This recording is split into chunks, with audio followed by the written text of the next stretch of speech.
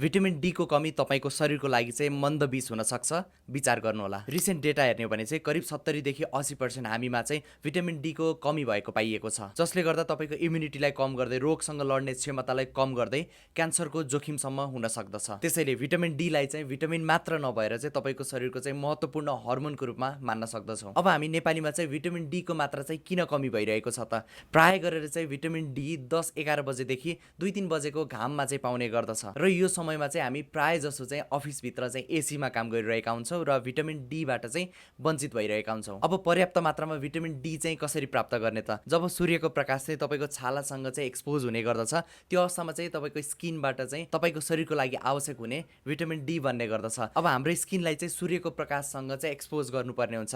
त्यसैले तपाईँको चाहिँ प्राय गरेर तपाईँको थाई पाखुराको भागहरूलाई चाहिँ सूर्यको प्रकाशसँग डाइरेक्ट टच अर्थात् डाइरेक्ट एक्सपोजमा चाहिँ राख्नुपर्ने हुन्छ। त्यस्तै गरेर पर्याप्त मात्रामा अन्डा खाने, च्याउ खाने र सामुद्रिक माछाहरूमा पनि धेरै मात्रामा चाहिँ भिटामिन डी पाउने भएको हुँदा चाहिँ यस्ता खानेकुराहरूमा पनि तपाईँले जोड दिन सक्नुहुन्छ भने। र सबैभन्दा महत्त्वपूर्ण कुरा भनेको चाहिँ तपाईँको शरीरमा चाहिँ भिटामिन डी को लेभल चाहिँ कति छ चेक गर्नुहोला र आवश्यक परेको खण्डमा चाहिँ चिकित्सकको सल्लाह अनुसार चाहिँ सप्लिमेन्टेसनमा पनि जानुपर्ने आवश्यकता रहन सक्छ। त्यसैले नियमित मात्रामा चाहिँ भिटामिन डी को टेस्ट गर्नुहोला र थप जिज्ञासा छ भने चाहिँ स्क्रिनमा दिएको नम्बरमा कल गरेर अपोइन्टमेन्ट लिन सक्नुहुन्छ। फलो गर्नुभएको छैन भने फलो गर्नुहोला, भिडियोलाई सक्दो सेयर गर्नुहोला। अर्को भिडियोमा भेट्नेछौँ है त। नमस्ते।